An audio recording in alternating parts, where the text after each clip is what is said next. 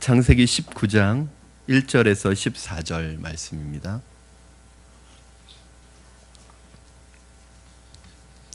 구약성경 창세기 19장 1절에서 14절 말씀을 저와 여러분 한 절씩 교독하시고 마지막 14절은 합독해서 하나님의 말씀을 받도록 하겠습니다.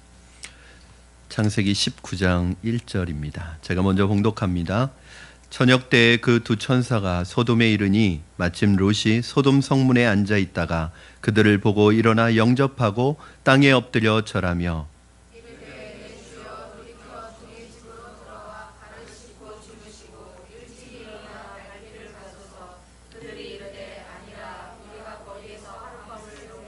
롯이 간청하매 그제서야 돌이켜 그 집으로 들어오는지라 롯이 그들을 위하여 식탁을 베풀고 무교병을 구우니 그들이 먹으니라.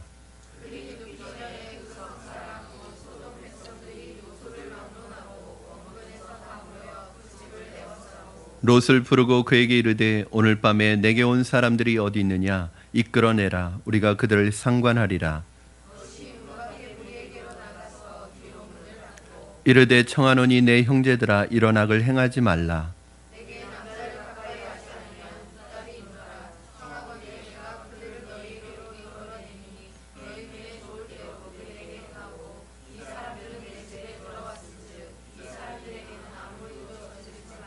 그들이 이르되 너는 물러나라. 또 이르되 이 자가 들어와서 거류하면서 우리의 법관이 되려 하는도다. 이제 우리가 그들보다 너를 더 헤아리라 하고 롯을 밀치며 가까이 가서 그 문을 부수려고 하는지라.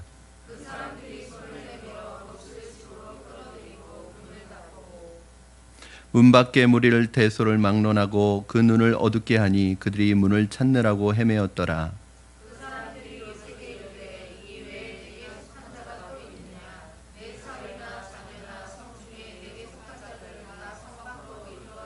그들에 대한 부르짖음이 여호와 앞에 크므로 여호와께서 이곳을 멸하시려고 우리를 보내셨나니 우리가 멸하리라. 롯이 나가서 그 딸들과 결혼할 사이들에게 말하여 이르기를 여호와께서 이 성을 멸하실 터이니 너희는 일어나 이곳에서 떠나라 하되 그 사이들은 농담으로 여겼더라. 아멘. 네, 금요 심야 기도의 시간 주의 전으로 나오신 여러분을 환영하고 축복합니다. 여러분 성경에 보면은 이 세상에 대한 그리스도인의 자세를 볼 때 세 가지 종류의 사람을 말하고 있습니다. 첫 번째 사람의 형태는 고립형입니다. 세상과 구별되어지고 세상을 책망하고 세상의 죄를 책망하되 문제는 문제가 될 수도 문제가 되지 않을 수도 있지만 사실은 문제가 될 수 있는 것은 세상과 분리되어져 있기 때문에 세상과 구별되는 것과 분리는 좀 틀립니다. 세상과 구별되어지는 것은 뭐냐면 세상 속에 들어가 있지만 그 세상과 다른 삶을 살아가는 게 구별되는 것이고요.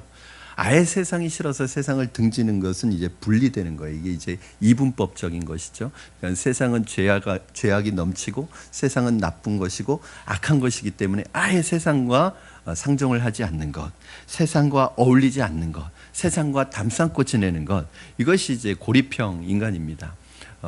일명 선지자형이라고도 말하는데 세상에 절대 적응할 수가 없겠죠. 두 번째 인간형은 세속형입니다. 고민형이라고도 말하고 이 사람들은 세상 속에서 늘 고민하면서 살아갑니다. 왜 고민하느냐? 일단 이 사람들은 세상을 좋아해요.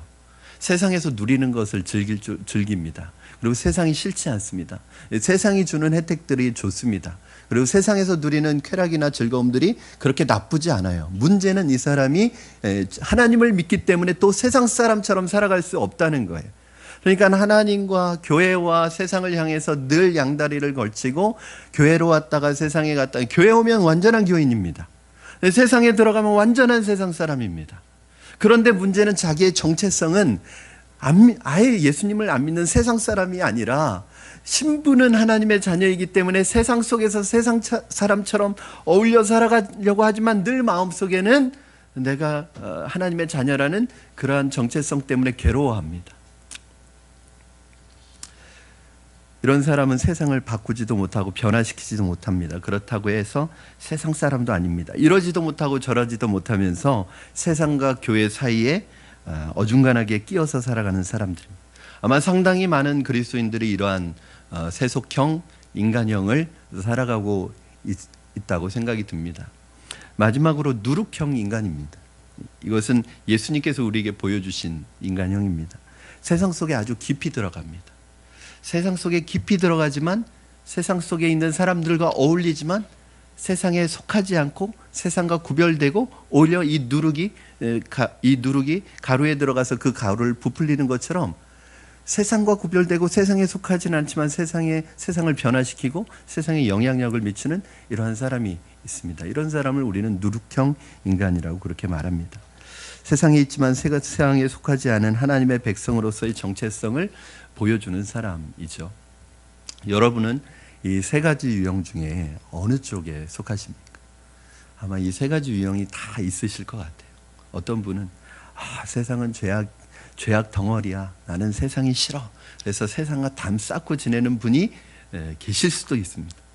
또 어떤 분은 세상과 세상 어중간하게 끼어서 때로는 세상 사람처럼 때로는 교인처럼 그렇게 살아가는 분도 계실 거예요.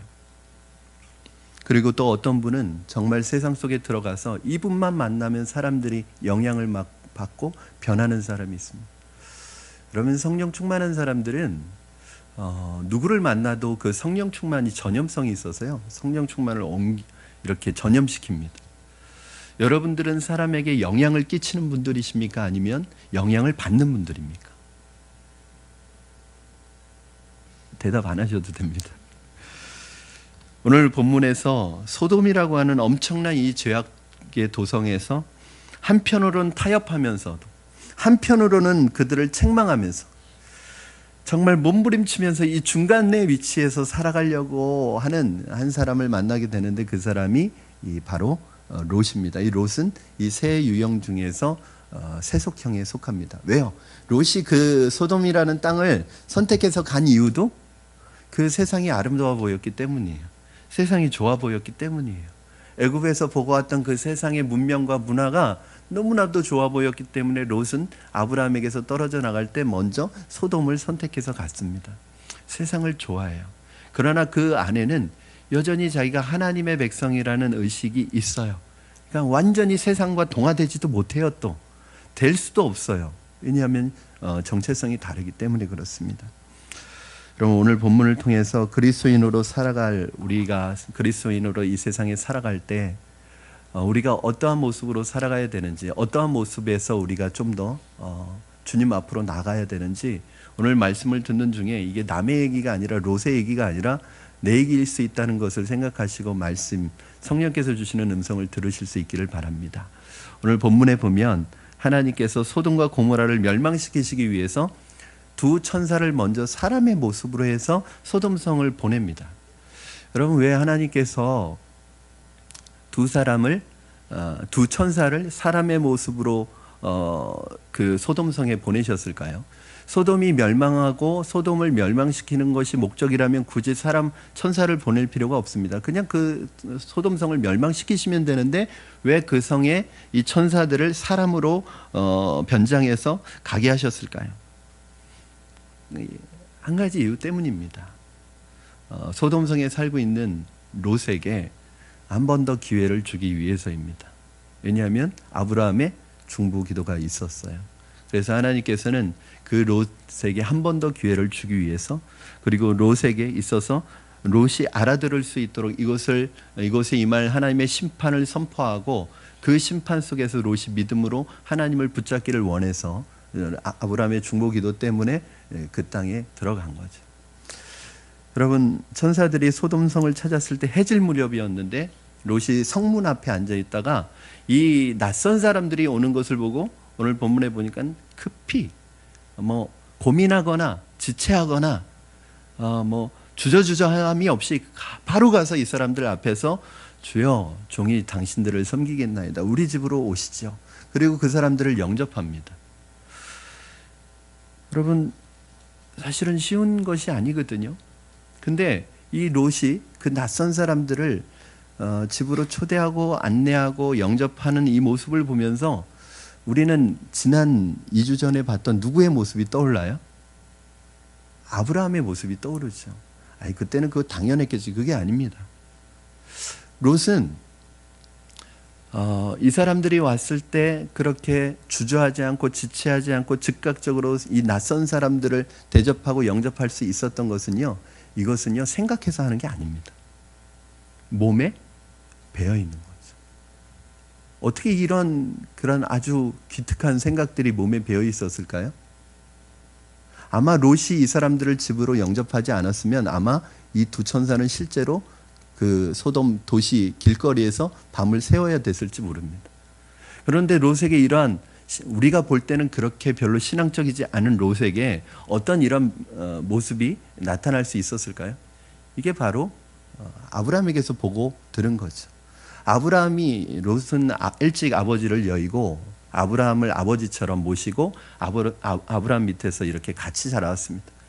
그 아브라함 밑에서 자라면서 자기도 모르게 아브라함의 신앙의 모습을 닮아가는 거예요. 여러분, 이것이 교육이 이래서 중요합니다. 여러분, 신앙은 독학이 불가능합니다. 다른 것들은 다 독학하고 검정고시 할 수 있지만 신앙은 검정고시 칠 수 없습니다. 신앙은 반드시 눈으로 보고 배워야 합니다. 이것이 그래서 중요한 거예요. 여러분, 신앙은 단순한 지식이 아니라 삶이기 때문에 누구를 보고 배우느냐가 굉장히 중요합니다.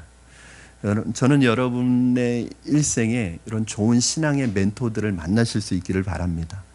저는 여러분의 자녀들이 이 어두운 시대 속에서 정말 결정적인 순간순간마다 좋은 믿음의 멘토들, 믿음의 동역자들, 믿음의 인도자들을 만나서 여러분 자녀들의 삶이 하나님 앞에서 인도되기를 주님의 이름으로 축원합니다. 저도 여러분 한번 돌이켜보세요. 저의 삶에도 결정적인 시기에 하나님의 사람들을 만나가지고 제가 얼마나 큰 유익을 얻었는지 모릅니다. 정말 결정적인 시기마다 제가 하나님의 그 놀라운 도우심이 필요할 때마다 하나님께서 직접 나타나시지 않고 하나님의 사람들을 보내셔가지고 하나님께서 그분들을 통해서 저를 인도하셨어요.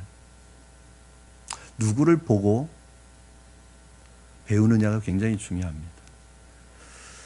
그렇지 않으면 중요한 문제에 부딪혔을 때 무엇이 기준이고 어떻게 행동해야 될지 모르고 종을 잡을 수가 없습니다. 눈으로 본 신앙이 없으면 위기가 생겼을 때 어떻게 해야 할지 몰라요. 결국 자기가 본대로 행하게 되어 있습니다. 위기 때 부모의 신앙이 나올 가능성이 굉장히 많습니다. 지식으로 배운 것은 하나도 생각이 안 나요. 위기 때. 그러면 뭐가 생각나느냐 하면 내가 눈으로 보고 배워서 내 몸에 익혀진 게 위기 때 나오는 거예요. 여러분, 제가 늘 그런 강조합니다. 때로는 저희 교회에서는 이 제자 훈련하면서, 사역 훈련하면서 우리 훈련받는 분들에게 되게 미안할 때가 있어요. 왜냐하면 정말 제가 이뻐 보이지 않죠.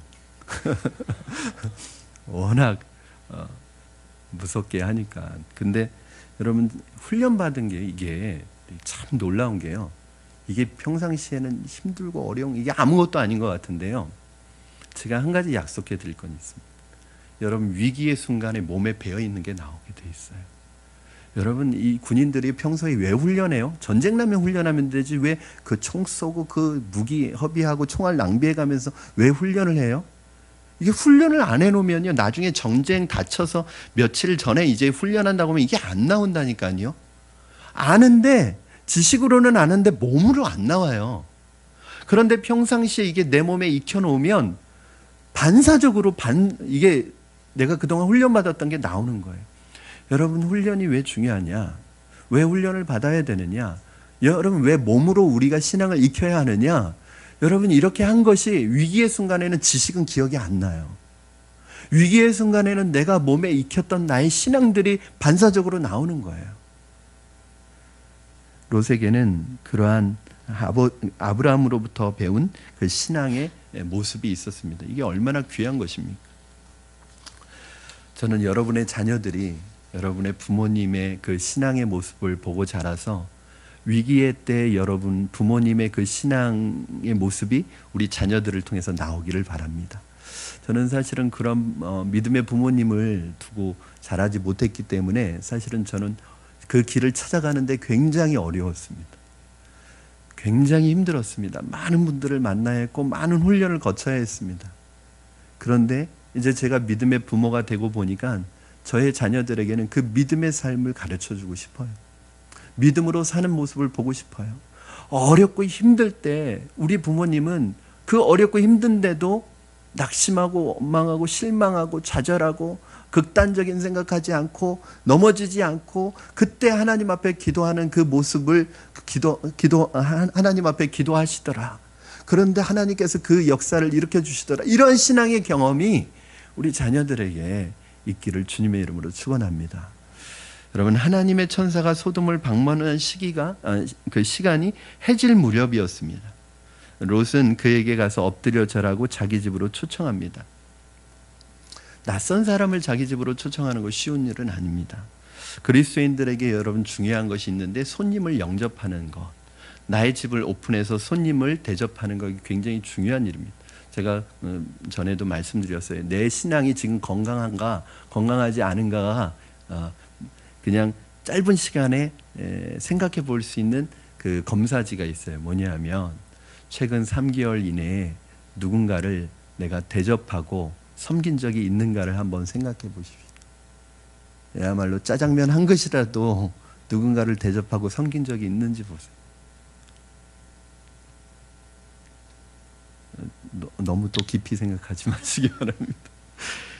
여러분, 하나님께서 우리에게 좋은 것을 주시기 전에 우리의 믿음을 테스트하십니다. 어떤 부분을 테스트하시냐면 하나님께서 우리에게 좋은 것 주시기 전에 우리의 믿음을 테스트하는데 사람에 대한 관계를 테스트합니다. 첫째는 어려움과 고난과 고통 가운데 있는 형제들을 어떻게 대하는지에 대한 태도와 낯선 사람을 어떻게 열린 마음으로 대하는지, 이 두 가지 태도를 가지고 하나님께서 우리의 마음의 그 모습을 테스트하셔요.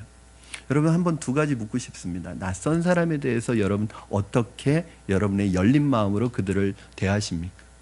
사실은 기본적인 사람의 마음은 낯선 사람 만나면 서로 마음을 닫게 되어 있고 모른 척하게 되어 있고 굳이 아는 척해서 피곤해지고 싶지 않습니다. 그렇죠?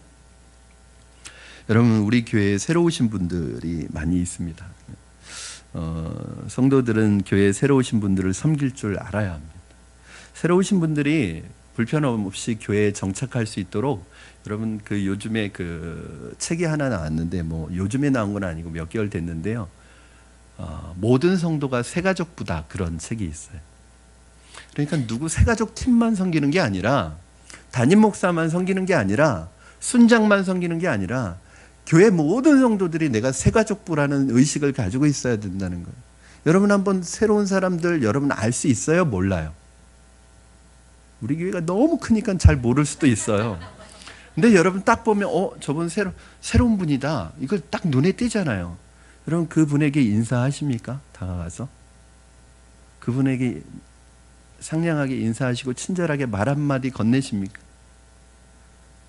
그분이 피곤해 하실까 봐 뭐 피곤해 하실 수 있으니까 뭐 말은 건네지 않더라도 인사라도 이렇게 상냥하게 해주시면 얼마나 좋겠어요. 여러분, 새로운 분들, 낯선 분들이 있으면 가서 인사해 주시고 또 말이라도 식사하고 가시라고 이렇게 인사해 주시면 얼마나 좋겠어요. 근데 그게 안 되면요, 생각해 보세요. 만약에 여러분 자녀가 어디 학교를 딱 보냈어요. 그런데 학교를 보냈는지 학원을 보내든 뭐 어딜 보냈어요. 그리고 그 공동체 안에 이제 있어요. 그런데 잘 지내고 있나 가서 이렇게 살펴봤어요, 우리 아이를. 그런데 아이가 혼자 있는 거야. 그렇게 사람이 많은데 혼자 딱 떨어져 있어. 밥 먹을 때도 혼자 먹고 있는 거야. 그러면 여러분, 부모로서 기분이 좋을까요? 나쁠까요? 당연히 나쁘죠. 그런 마음이 들지 않겠어요? 누구 한 사람이 좀 가서 같이 밥 좀 먹어줬으면, 누구 하나가 가서 좀 아는 척 해줬으면, 누구 하나 가서 옆에 앉아줬으면, 그런 마음 들지 않겠어요? 하나님께서 우리 교회에 그렇게 새 가족을 보내시고 새로운 사람을 보내실 때 하나님 아버지의 마음은 내가 푸른나무교회 이 영혼 잘 정착하라고 보냈는데, 그래서 잘 정착해야 될 텐데 하나님께서 그렇게 보시는데 아무도 옆에 안 앉아. 혼자 뻘쭘하게 앉아 있어. 밥 먹는데 막 혼자 먹고 있어. 아무하고도 얘기도 않고. 그런데도 아무도 가서 같이 식사도 안 해줘요. 그러면 하나님 아버지가 보실 때 얼마나 안타까우시겠어요? 우리 교회 성도님들은 잘하고 계세요. 잘하고 있기 때문에 이렇게 마음 놓고 얘기할 수 있는 거예요. 여러분, 새로운 사람들을 어떻게 대하느냐, 어떻게 영접하느냐. 오늘 롯이 본 이 사람들은 낯선 사람들이거든요. 근데 우리가 낯선 사람들에 대해서 우리의 마음을 얼만큼 열 수 있느냐가 그분의 신앙의 건강함을 보여줄 수 있어요. 또 두 번째는 내 주위에 어려운 일 당한 성도가 있느냐. 여러분, 그런 분들은 귀찮은 분들이 아니라 하나님께서 나를 축복하시는 통로라는 것을 꼭 기억하시기 바랍니다. 왜냐하면 하나님은 그분들을 통해서 나를 살리시고 나에게 말씀하시고 나를 깨어있게 하시고 나를 축복하시기 때문입니다. 여러분, 롯은 삼촌에게 배운 대로 이 낯선 사람들을 영접하려고 했는데 결과적으로는 누가 살았어요? 결과적으로는 롯이 살았어요. 만약에 롯이 이 낯선 사람들이 그 마을로 들어오는 것을 봤는데 마음속에는 갈등이 일으켰다고 생각해 보세요. 내가 저 사람들을 섬겨야 되나? 내가 저 사람들을 영접해야 되느냐? 왜냐하면 그 19장 4절에 가보면 이 뭘로 대접했냐 하면 아브라함 막 그 송아지를 잡고 살찐 송아지를 잡아서 대접했잖아요. 롯은 뭘로 대접했어요? 무교병으로 대접했대요. 무교병이 뭐예요? 누룩이 들어가지 않은 그 맛 하나도 없는 빵이에요. 그러니까 이게 뭐냐면 여분의 양식이 없었던 거예요. 대접할 게 없었던 거예요. 그런데도 모셨단 말이에요. 여러분, 대접할 게 없는데, 우리도 먹을 게 없는데 저 사람을 초대해서 영접해서 저 사람에게 대접한다고 했을 때 고민이 됐겠어요? 안 됐겠어요? 됐겠죠. 그런데 롯이 고민하지 않았어요. 여러분, 결국 이 롯의 이 행동이 결국 롯을 살렸습니다. 만약에 그날 고민하다가 못 본 채 했다면 어떻게 됐을까요? 아마 소돔성이 심판당할 때 롯도 같이 심판당했겠죠. 사랑하는 여러분, 결국은 롯이 이 손님을 대접할 때 누룩 없는 무교병으로 대접했습니다. 그는 자기의 여분의 떡이 없었지만 최선을 다해서 손님을 대접했습니다. 사람을 돕고 사람을 대접하는 것은 형편이 좋아서 하는 것이 아닙니다. 이것은 마인드입니다. 믿음이 있어야 하는 것입니다. 내가 부족하고 내가 없지만 그걸 가지고 대접할 수 있는 마음이 있는 분들은 믿음이 있는 분들이에요. 여러분, 부족해도 어려운 이웃과 선교사님들을 향해 여러분의 물질을 사용할 수 있기를 바랍니다. 여러분, 그러면 그것이 여러분을 살리고 결국엔 여러분을 축복하는 축복의 통로가 된다는 것을 믿으시기 바랍니다. 여러분, 우리가 하나님의 이름으로 베푼 것은 하나님께서 어떻게 하신대요? 돌려주시는 정도가 아니라 누르고 채워서 흔들어서 채워주신다. 그걸 위해서 하는 건 아니에요. 그러나 결과적으로 결정적으로 여러분이 베푼 그 선과 그 호의와 배려와 그 대접이 결국 여러분들을 깨어있게 만들고 여러분을 살리는 것이라는 것은 철저한 진리의 말씀입니다. 여러분, 밤이 되니까 이 소돔 사람들이 얼마나 무서운 사람들인지 잠자리에 이 두 사람이 들기 전에 여행객을 동네 사람들이 찾아왔습니다. 인사하러 찾아온 게 아니에요. 그러면 참 감사하겠지만 여러분, 얼마나 소문이, 그 짧은 시간에 어떻게 그렇게 소문이 퍼졌는지. 해질 무렵에 왔는데 이제 잠자리에 눕기 전에 잠자리에 몇 시에 누웠을까요? 여러분, 우리는 요즘에 11시, 12시 1시에도 눕지만 이때는 사실은 해 떨어지면 저녁 먹고 이제 잠자는 거 아니에요? 그렇죠? 그러니까 그 짧은 시간에 이 소문이 얼마나 퍼졌으면 오늘 본문에 보니까 동네에서만 온 게 아니라 원근 각지에서 다 왔대. 그러니까 몇 명이 왔는지도 셀 수가 없는 거예요, 지금. 그럼 4절, 5절 말씀 보시기 바랍니다. 여러분이 4절과 5절 말씀 읽어주세요. 시작.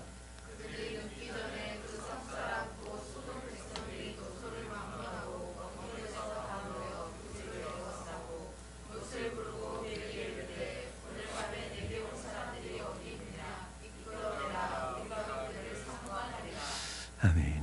여러분, 여기 4절, 5절 말씀을 통해서 우리가 중요한 사실 하나를 깨닫게 됩니다. 오늘 소돔이 멸망할 수밖에 없었던 이유가 무엇인지를 알게 됩니다. 여러분, 하나님께서 이미 소돔의 죄악이 하늘에 닿아서 그 소돔과 고모라를 멸하시러 하나님의 천사를 보내셔요. 그런데 왜 그 소돔을 멸하시는지는 우린 구체적으로 알 수 없어요. 그렇죠? 그 죄악, 그 성의 죄악이 하늘에 닿을 정도로 죄가 관영했다는 것만 알아요. 그런데 오늘 본문을 통해서 우리는 이 성이 결국 하나님이 멸망하시기까지 하나님의 마음을 노엽게 했던 죄가 무엇인지를 알 수 있는 거예요. 그 소돔성이 멸하는 이유를 소돔성에 많은 죄악들이 있었을 텐데 인권이 유린당하는 모습이라든지 아니면 주인이 종을 학대하는 모습이라든지 아니면 도둑질하는 모습이라든지 이런 모습을 보여줄 수도 있었을 텐데 이 마지막 최후 소돔성을 멸하시는 마지막 장면에 왜 이 성적으로 타락한 성적인 타락의 모습을 보여주냐는 말이에요. 이것은 구체적으로 결국 소돔과 고모라가 멸망당하는 이유는 무엇 때문이다? 죄악 때문인데 그것도 결국은 성적인 타락 때문이라는 것을 우리에게 단적으로 보여주는 것입니다. 여러분, 하나님께서 가장 중요하게 생각하시는 도덕의 기준은 무엇이냐면 성적인 기준입니다. 성적인 타락의 기준이 바로 하나님이 우리 인간에게 요구하시는 기준이에요. 소돔이 멸망당하는 가장 큰 이유가 바로 성적인 타락임을 알 수 있습니다. 하나님께서 사람에게 주신 가장 아름다운 선물 중에 하나가 바로 올바른 남녀 관계를 통해서 하나님의 형상을 나타내는 것입니다. 그래서 성적인 타락이나 이런 성적인 방족은 하나님의 형상을 어떻게 하는 거예요? 어그러뜨리는 거예요. 하나님의 형상을 닮은 사람 되기를 거부하는 거예요. 여러분, 이것은 짐승의 수준으로 우리를 내버려 두는 거예요. 특히 동성연애는 하나님의 형상을 완전히 질받고 파괴시키는 무서운 죄입니다. 한 시대에 오늘 우리가 봐야 하는 게 뭐냐면 이 소돔과 고모라 이 사건은요, 어떤 역사상에 있었던 한 번의 특이한 사건이 아니란 말이에요. 결국 여러분, 우리가 성경의 역사를 왜 배우는 거죠? 여러분, 성경을 지루하게 생각할 수도 있는데 왜 우리가 성경의 역사를 공부해야 되는 거죠? 여러분, 왜 세상의 역사를 공부합니까? 역사는 돌고 돌아요. 역사는 새로운 게 없어요. 인간의 역사는 하나님께서 창조하신 그때부터 하나님께서 다시 오셔서 심판하실 그때까지 인간의 역사는 새 것이 없어요. 해 아래 새 것이 없다고 말씀하셨어요. 그러면 역사라는 것은 반복되게 돼 있어요. 그러면 그 반복되는 역사 속에서 잘못된 역사에 대한 교훈을 가지고 잘못된 역사를 반복하지 않는 것이 우리가 역사를 공부하는 이유예요.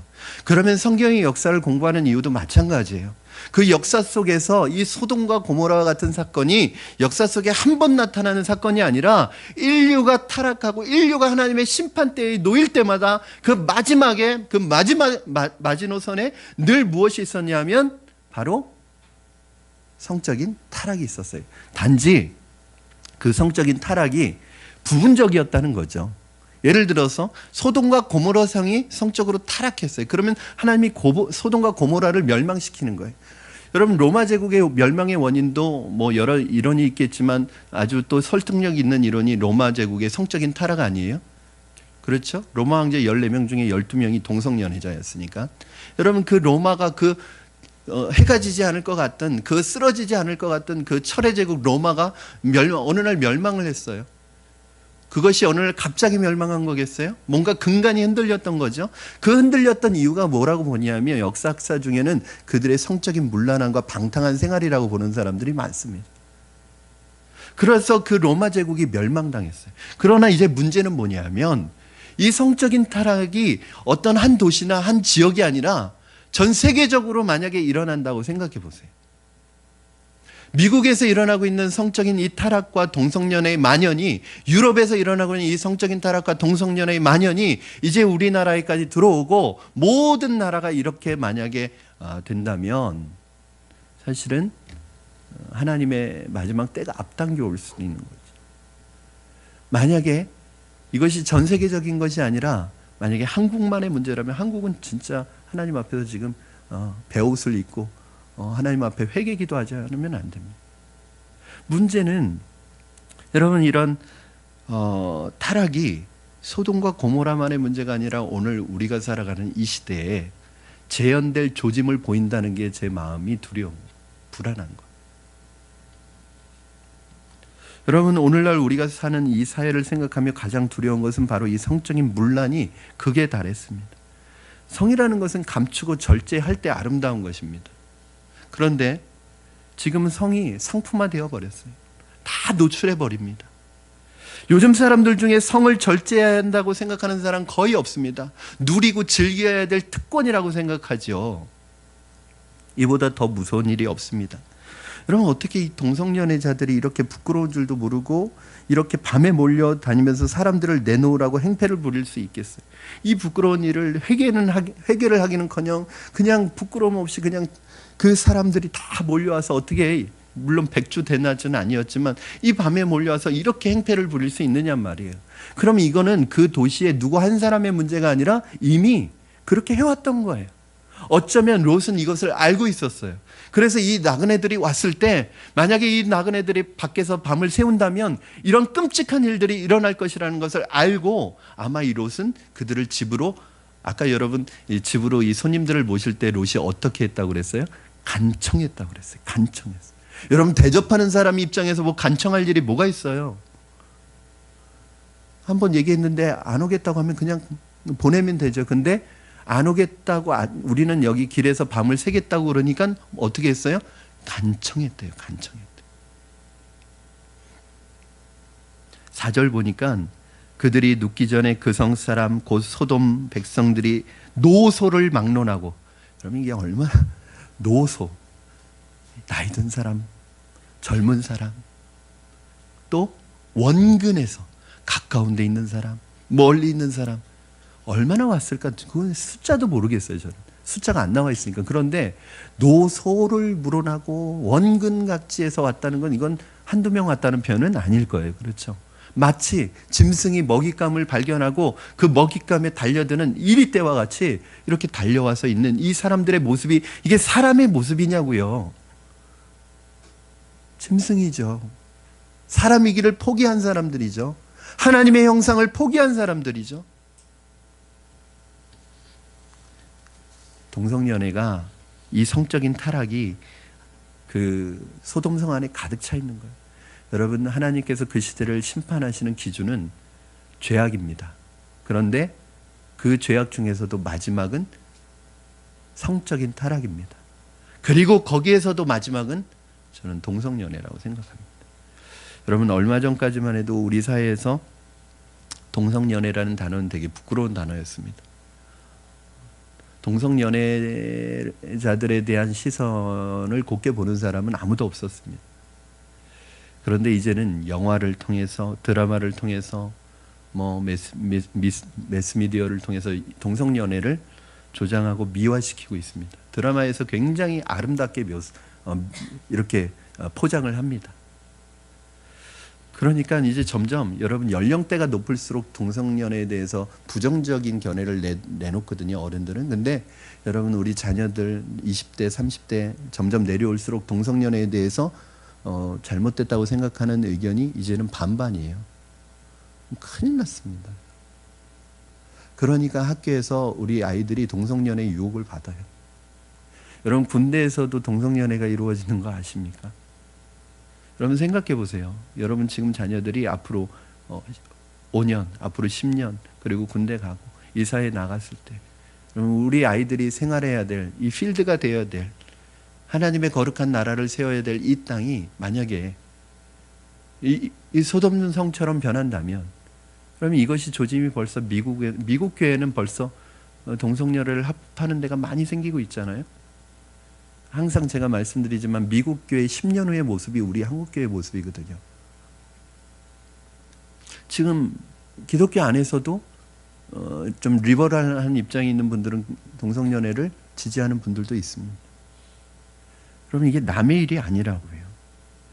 여러분 동성연애자들을 미워하지는 않습니다. 그런데 이제는 그분들이 쇼 프로그램에, 예능 프로그램에 나와서 당당하게 오히려 자신의 그런 독특한 모습을 자랑하면서 심지어는 사람들에게 감동까지 줍니다. 이게 문화가 참 무서운 거예요. 이러다 보니까 사람들 생각이 이제 죄를 죄로 보지 않습니다. 문화로 보는 거죠. 여러분, 가장 추악한 죄를 사회 전체가 미화시키고 있습니다. 이것이 이 사회가 어디까지 가려고 이러는 것인지 겁이 납니다. 물론 사람은 사랑해야 됩니다. 그분들도 구원받아야 될 영혼들 대상입니다. 그러나 여러분, 사람은 사랑해야 되지만 죄를 죄라고 말하지 못한다면 그것도 자유가 없는 거죠. 그렇죠? 아니, 사람은 사랑해야 되지만 잘못된 건 잘못됐다고 말할 수 있어야 되잖아요. 그런데 이제 앞으로는 잘못된 걸 잘못됐다고 말하는 것 자체가 죄가 된다니까요. 우리 믿는 사람들이 정말 정신 바짝 차려야 됩니다. 두려운 것은 이런 성적인 노출과 이런 성적인 개방이 하나님 앞에 무서운 죄라는 경각심을 우리 믿는 사람들조차도 자꾸 놓치고 있다는 것입니다. 그래서 우리 믿는 사람들 안에도 이러한 일들이 일어나고 있어요. 성추행으로 무리를 일으킨 목회자들, 잘못된 방법으로 교회 안에서 이런 일들이 얼마나 많이 일어나고 있어요. 여러분, 이걸 다 밝히지 못해서 그렇지 얼마나 교회 안에 이런 세상의 그 잘못된 문화뿐만 아니라 이 가장 추악한 문화가 교회 안에 들어와 있습니까? 왜 그래요? 우리 스스로도 경각심을 갖지 않는 거예요. 이걸 우리가 용인하는 거예요. 제일 큰 잘못은 목회자들입니다.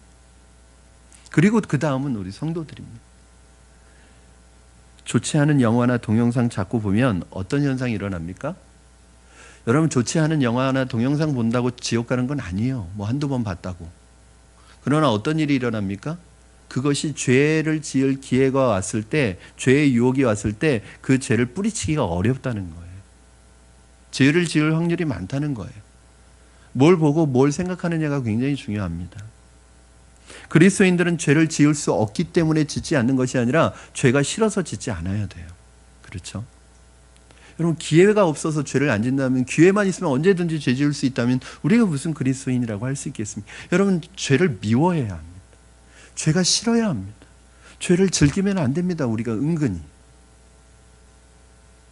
한두 번 좋지 못한 문화를 접하게 되면 죄에 대한 저항력이 현저하게 떨어져서 죄를 지을 여건만 생기면 범죄할 가능성이 굉장히 높아집니다. 사랑하는 여러분, 이 땅에 넘쳐나는 성적 타락의 문화에 대해서 거부하시기를 바랍니다. 이것에 대해 분명한 기준을 가지시기 바랍니다. 사회적으로 모든 사람들이 승인한 결혼 관계를 넘어서는 모든 성적인 관계는 하나님 앞에 죄입니다. 그거 인정하면 받아들이면 안 됩니다. 결코 미화해서는 안 됩니다. 이거 심각한 죄라는 것을, 여러분, 이제는 불륜도 세상 법으로는 죄가 아닙니다. 이제는 외도가, 세상 형법이 바뀐다고 해서 하나님의 법이 바뀌는 것 아닙니다. 두 가지를 무서워하세요, 여러분.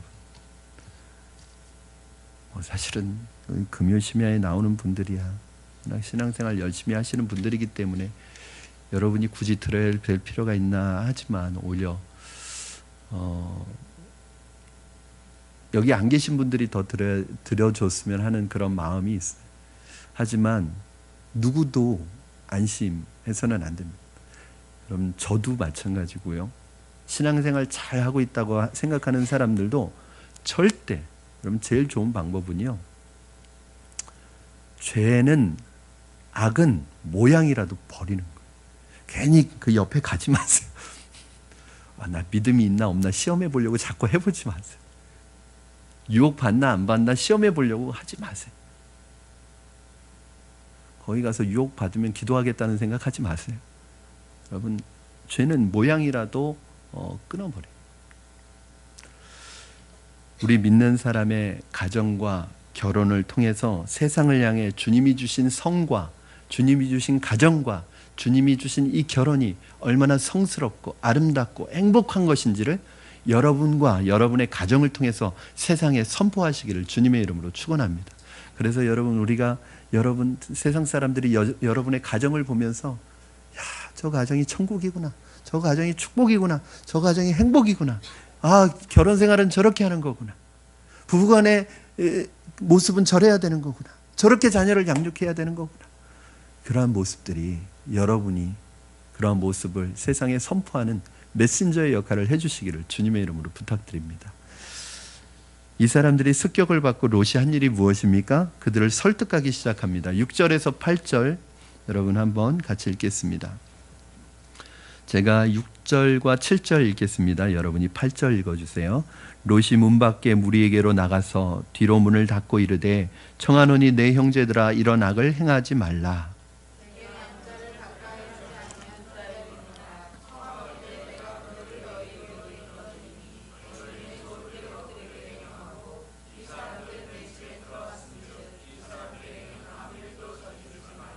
아멘. 여러분 지금 롯이 그 자기 집에 몰려온 사람들을 지금 설득하고 있습니다. 그런데 여러분 이 설득이 이해가 가십니까? 아무리 자기 집에 찾아온 손님들을 지켜야 되는 의무가 주인에게 있지만, 그리고 지켜야 하지만 그들을 보호하기 위해서 자기 딸을 그들에게 내주어서 자기 딸들이 욕을 보이도록 욕을 받도록 하는 이 롯의 모습이 여러분에겐 이해가 되십니까? 이 좋은 방법입니까? 전혀 이해가 안 돼요. 여러분 이 사람들도 지켜야 되지만 자기 딸들도 지켜야죠. 왜 딸들을 왜 내줍니까? 이걸 보면 우리가 뭘 알 수 있느냐면 롯은 하나의 죄를 없애기 위해서 또 다른 죄를 불러오는 거예요. 롯이 이렇게 될 수밖에 없었던 이유가 무엇일까요, 여러분? 롯도 하나님의 백성이지만 소돔 땅에 살면서 성적으로 타락한 소돔의 문화가 어느덧 롯에게도 흘러 들어오고 있었던 거예요. 여러분 성적인 타락, 동성연애를 막으려고 자기 딸들을 범하도록 허락하는 이 아버지가 이거 어디 있습니까? 사자성어에 보면 금묵자흑이라는 말이 있습니다. 먹을 가까이 하면 검어진다는 뜻이에요. 세상이 좋아서 세상에 지내다 보니까 나도 모르게 세상의 때가, 세상의 문화가 내 안에 들어와 있는 것입니다. 소돔에 적응하려고 애를 많이 쓰다 보니까 자신도 모르게 자신에게 소돔 사람으로 변해가고 있었습니다. 여러분 어떻습니까? 혹시 세상의 문화가 내게 들어오고 있지는 않습니까? 세상에 살다 보니까 하나님의 기준이 아니라 세상에서 적응하고 세상 사람들과 어울리다 보니까 나도 모르는 사이에 그들의 문화가 내게 들어와서, 이 여러분 문화를 조심해야 되는 이유가 뭐냐면 문화는 이렇게 오지 않습니다. 죄다 하고 오지 않아요. 그러니까 만약에 잘못된 것이 나 죄야 하고 오면 다 거부합니다. 안 돼. 들어오면 안 돼. 근데 이게 문화의 옷을 입고 문화는 뭐예요? 그냥 사람들이 보통 가지고 있는 전반적인 그런 흐름 아니에요? 그렇게 만약에 이 문화의 옷을 입고 들어오면 어떻게 되냐면 이거 죄라고 생각하지 않죠. 그러면서 가랑비에 옷 젖듯이 어느 순간에 나도 소돔 사람이 되어 있고 세상 사람이 되어 있고 이 바벨론 사람이 되어 있는 거죠. 사실은 이게 무서운 거예요. 그러면서도 자기는 하나님의 백성이라고 생각합니다.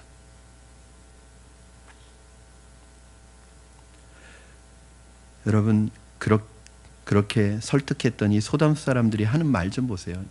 9절 말씀 같이 읽겠습니다. 시작. 그들이 이르되 너는 물러나라. 또 이르되 이자가 들어와서 거류하면서 우리의 법관이 되려 하는도다. 이제 우리가 그들보다 너를 더 헤아리라 하고 롯을 밀치며 가까이 가서 그 문을 부수려고 하는지라. 여러분 이것이 바로 세상에 적응하려고 애쓰는 세상에 속한 그리스도인들의 비참한 모습입니다. 자기 나름대로 세상에 적응하기 위해서 때로는 직장에서 신앙의 양심을 포기하기도 하고 믿지 않는 사람들의 방식으로 일하기도 하고 건강을 해치며 가정을 소홀히 해가면서 때로는 술을 마시고 성도들이 가서는 안 될 장소에 가면서 회사에 적응하고 최선을 다하려고 애를 썼습니다. 그런데 나타나는 결과는 뭐예요? 네가 그거 해야 우리의 친구다. 여기까지 와야 우리의 친구다. 너 그거 안 하면 우리 친구 아니야. 그러면 세상 사람들이 우리에게 요구하는 대로 세상 속에서 너희가 이거 세상에서 살려면 이거는 해야 돼. 요구하는 대로 계속 따라가요. 그래야지 뭐라고 하냐면 그래야 네가 우리 친구지. 그래야 네가 우리 친구지. 그래 네가 우리 일원이지. 우리 멤버지. 그렇게 합니다. 그래서 자기들이 하는 거 다 시켜요. 그리고 문제는 그렇게 해서라도 내가 이 사람들을 얻어야겠다 하고 끝까지 갔는데 끝에 가서는 뭐라고 그래요? 너는 우리하고 다르다는 거예요. 넌 이방인이지 않느냐는 거예요. 왜 네가 우리 땅에 들어와서 법관 노릇을 하느냐는 거죠. 왜 네가 우리 땅에 들어와서 네가 법관 노릇을 하냐는 거예요. 여러분, 이게 무서운 것입니다. 이 세상의 사람들은, 이 세상의 마귀는요, 뭐 세상의 사람들이 마귀는 아니에요. 이 마귀가 사람들을 통해서 일하는 방법은 그거예요. 자, 네가 이걸 포기하면 성공을 줄 거야. 네가 이걸 포기하면 너는 더 잘 살게 될 거야. 너는 이 세상에서 성공할 거야. 우리와 친구가 될 거야. 너는 직장 생활하는데 아주 적응 잘하게 될 거야. 직장에서 인정받게 될 거야. 직장에서 칭찬받게 될 거야. 세상 사람들과 관계에서 너 좋은 관계를 유지하게 될 거야. 그러면서 하나하나씩 포기하게 만들고요. 나중에 가서는 뭐라고 그래요? 이제 말 한마디 하려고 그러면 넌 우리하고 달라 하고 선을 쫙 긋는 거예요. 이유가 무엇입니까? 결국 여러분, 우리는 세상 사람들과 우리는 한계가 있어요. 여러분, 절대 세상 사람 될 수 없습니다. 여러분이 이미 예수 그리스도를 믿고 주님의 자녀가 된 이상 여러분은 세상 사람이 되고 싶어도 될 수가 없어요. 뭐만 되는 거예요? 괜히 흉내만 내는 거예요.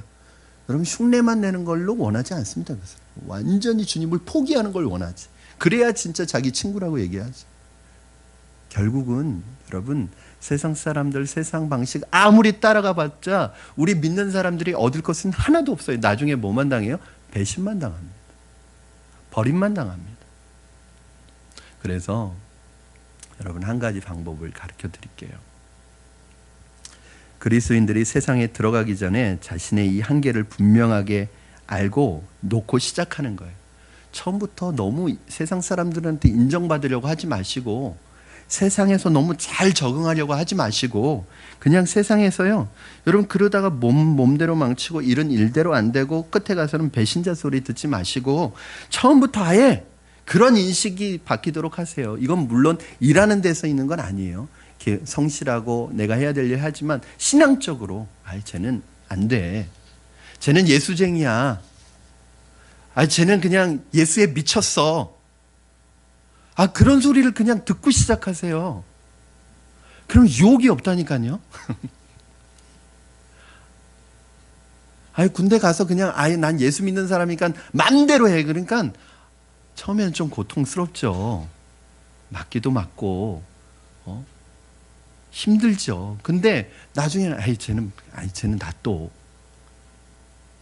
여러분, 세상 사람들이 인간적으로 세상적인 거 여러분한테 기대하지 못하게 하세요. 포기하게 만들어서 쟤는 그냥 놔둬. 그렇지만 여러분, 그 사람들이 여러분을 그냥 버리는 게 아니라 여러분들이 그 사람에게 줄 수 있는 선한 영향력을 미치시라는 거예요.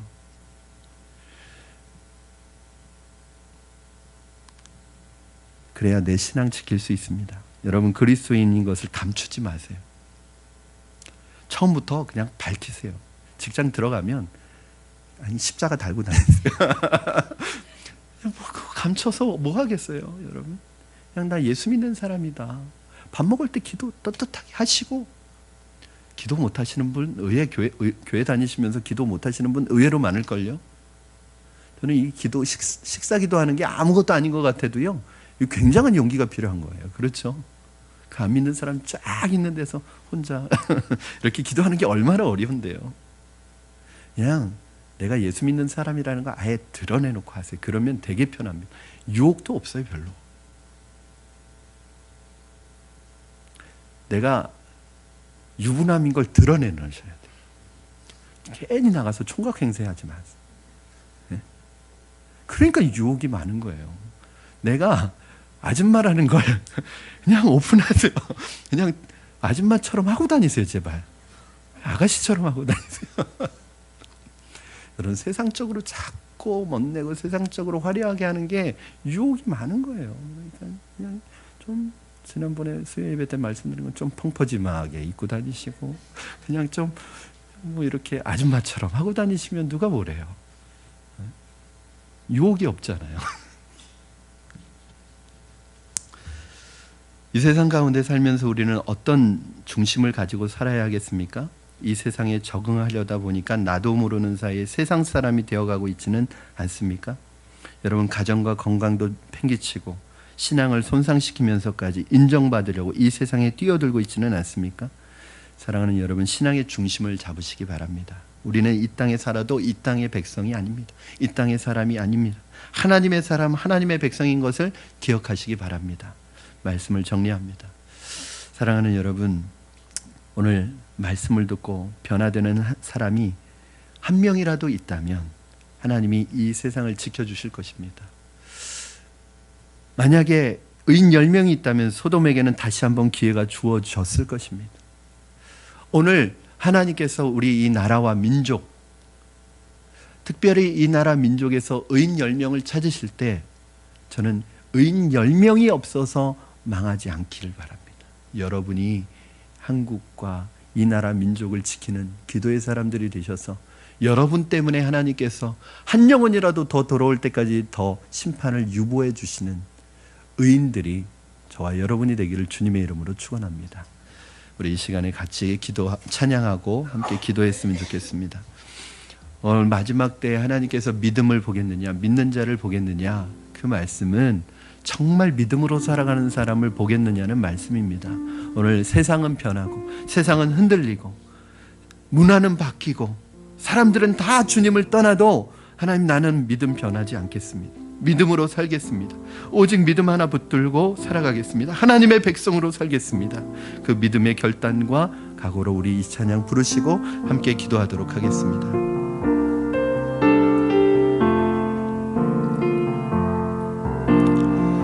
세상 흔들리고 사람들은 변하여도 나는 주를 섬기리. 주님의 사랑은 영원히 변하지 않네. 나는 주를 신뢰해. 믿음 흔들리고 사람들 주를 떠나도 나는 주를 섬기리. 주님의 나라는 영원히 쇠하지 않네. 나는 주를 신뢰해. 오직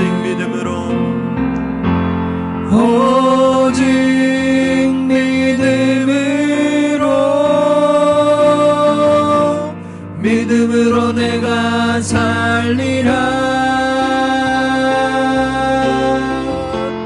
오직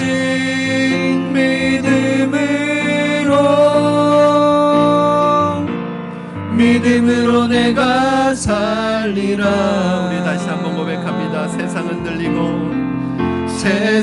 흔들리고 사람들은 변하여도 나는 주를 섬기리. 주님의 사랑은 영원히 변하지 않네. 나는 주를 신뢰해. 믿음은 들리고 사람들 주를 떠나도 나는 주를 섬기리. 주님의 나라는 영원히 쇠하지 않네. 주님의 나라는 영원히 쇠하지 않네. 나는 주를 신뢰해. 아멘. 오직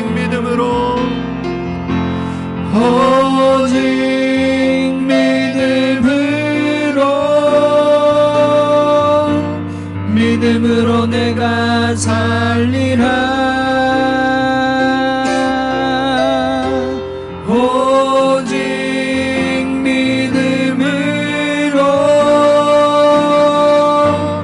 믿음으로 내가 살리라.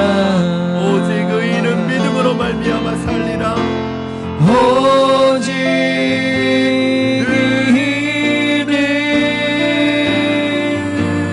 믿음으로 말미암아 살리라.